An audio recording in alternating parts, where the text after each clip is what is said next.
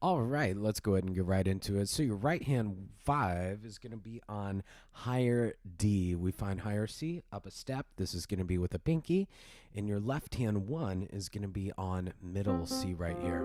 Now, a couple things that I wanted to talk about is the importance of articulation in this piece. Right hand has a lot of those curved lines over the top. Those are legato or slur markings, and those make notes smooth, connected, very long sounding phrases there. And the left hand has staccato marks on several of the notes, which is for short, detached type of playing. And so you can hear the difference.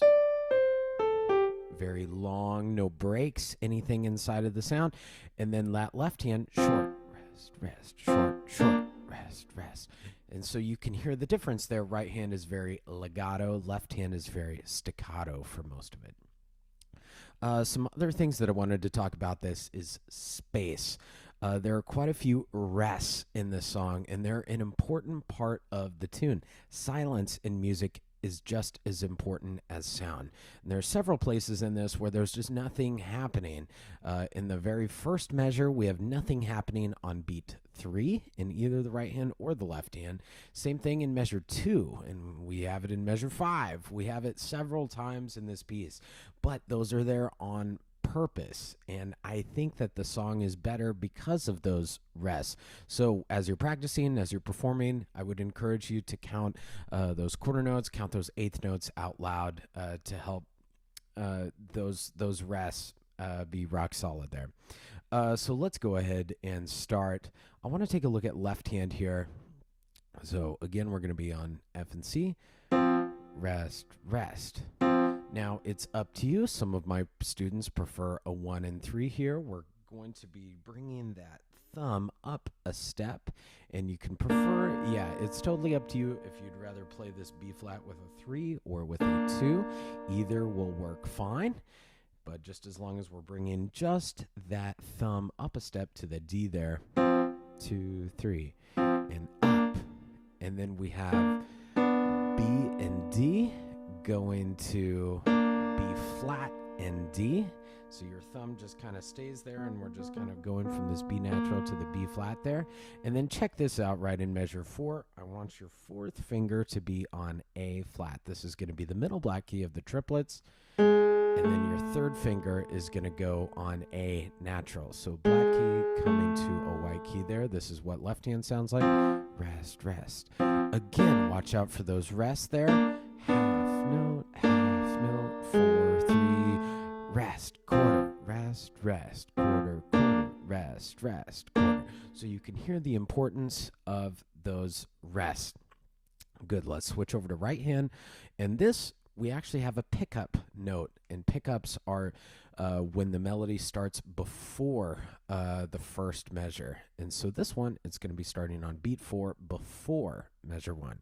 1, 2, 3. And then your right hand's going to come down just a step. Have a nice 5-finger position here. G, F, A. Now here in measure 4, we're going to bring that right hand 2 over the thumb to a D right here.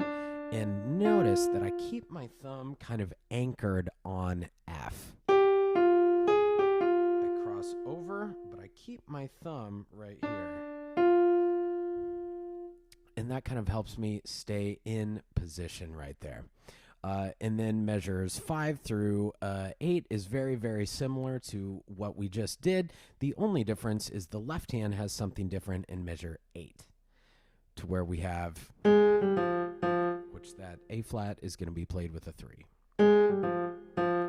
Good. Now, let's hear hands together there. You can hear the importance of those rests in that space. Rest. There's a few times there where nothing is happening, and that's okay. Now, right hand is going to go up a step this time to a 4 on C. And let's check this out. So we have that beat 4 pickup going into measure 9, just like kind of what we saw at the beginning here. Now, I'm going to kind of stretch my thumb out a little bit to make this. So instead of 5-note span here. We're reaching to a 6-note span. So I can go C, D, reach my thumb, F, D, C, A, G. And then I'm going to bring my right hand down a step. We have a nice 5-finger position here and measure 11. And we've seen this before. We cross over with a 2. It's a very similar phrase to measure 3, except we have an A natural there. Then in measure 13, we're going to go up 3 on D, 3 and 4, and rest, and then 3 on F. Now, this spot is kind of tricky. We're kind of doing this little walk down to get back to our starting position in measure 17. So let's try that. We're going to play measure 14 together. That'll be 3 on F in the right hand. 1, 2, F, G, A. Now, right now, we should have a 3 on F. I'm going to bring my thumb in to the piano to this E right here. I'm going to cross over with a 3rd finger, 3, 2, 1. Now I'm going to go over with a 2 to an A, and then I'm going to bring my thumb under and look like, and we're back in starting position. Ready to go with 17. So let's try that one more time. We're going to start in measure 14. That'll be 3 on F. So just really, really watch out for those fingerings there. I know that they're a little weird, but they work really well. 4, 3, slide in, 3, 2, 1, crossover 2, 3, 4. And so here it is, fast, same spot, measure 14 in the right hand, rest, 3, 4, 4, 3, 1, 3, 2, 1, 2, 3, 4. Watch out also for the swing 8th notes in in beat 3 of measure 16. I love that sound. Long, short, long. And so just watch out for that. That could be a tricky couple measures there with the fingering. Let's check out left hand right in measure 9. Again, the importance of rests here. Super, super important. And so right here in measure 9, we don't have anything on beat 1.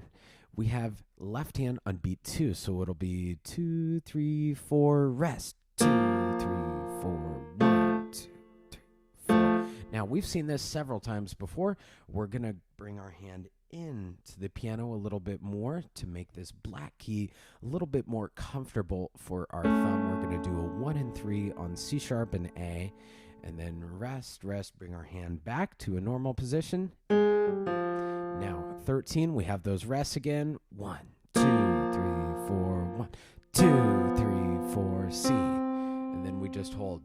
All of those beat 2 stuff, like measure 9, measure 13, measure 14, don't be afraid to play those out a little bit more.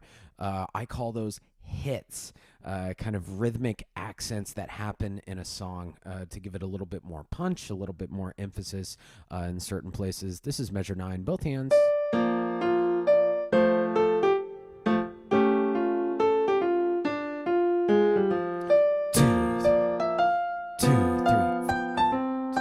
Here's our walk down, and then just like the beginning, right in 17, I want to skip ahead to measure 23.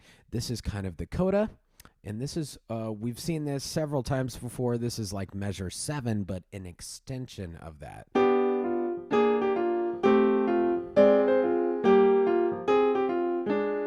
And so a lot of the same ideas here. Right hand has done this before, and then left hand is just going to kind of keep going chromatically down in this lower voice. And so measure 24, we have A and C. And we're going to slide down to A flat and C, still with the same fingers. 25, we're going to go G and B flat. And so listen to that. That'll be 23.